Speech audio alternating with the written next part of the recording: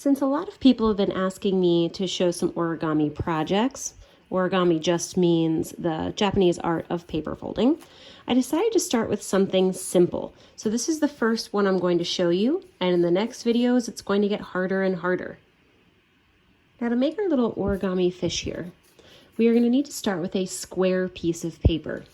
So if you have origami paper at home, that'll be the easiest. If you don't have this at home, then you can also just use a regular rectangular sheet of paper, and I can show you how to turn that into a square. In order to turn this into a square, you're just going to pick up one corner.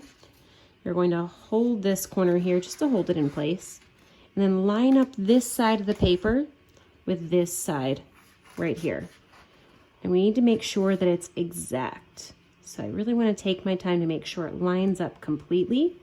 Once it does, then I'm going to pinch it here and then flatten it out on the other side. Again, it's really important for that step that you take your time and make sure that it matches completely.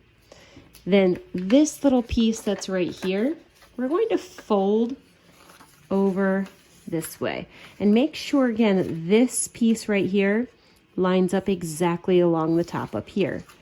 So I'm going to take my time, make sure it lines up completely, and then flatten it down so that when I open it, it should line up with this side. Now at this point, I showed this in the other video too, but just an easy way of taking this rectangle off. If you don't have this, you can just cut it with scissors. It's just use a sponge. So what I'm going to do here is use my wet sponge and just run it along this crease right here. And then I'm going to open it, turn it the other way, and run my sponge along that crease again. It's going to make it really easy to tear. So I'm going to open this up and then carefully pull this down. And then I'm left with a nice square to use. So if you don't have square paper at home, that's an easy way of making it. To start the fish, I'm going to create two folds. So I'm going to turn this like a diamond. The very first thing I'm going to do is fold this up to the top, making sure that it matches completely.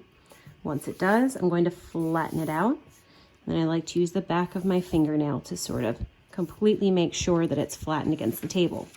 Then I'm going to open it back up and turn it sideways so that this line goes up and down. Then I'm going to take the bottom and fold it up again, making sure again to really line up those edges. Once they're lined up, I can flatten it out completely. Again, using the back of my fingernail to really make sure it's flat against the table. When I open it up, it should look like an X right here. At this point, I'm going to flip it over. And then I'm just going to fold the two bottom corners up to the two top corners here.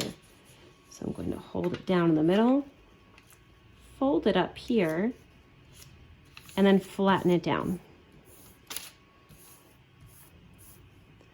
And then open it back up, and just like last time, I'm going to turn it so that line is going up and down.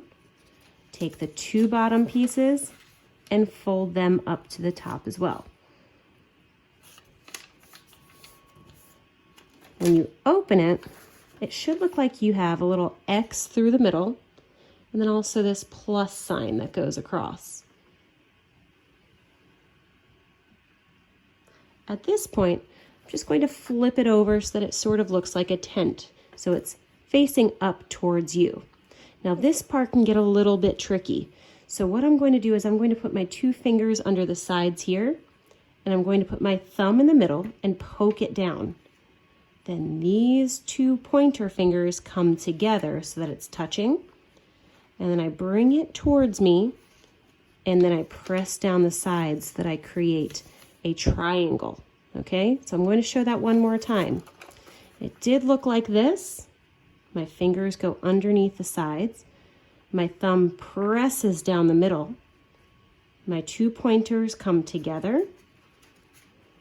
And then I'm going to pull down this front so that it's in a triangle shape here.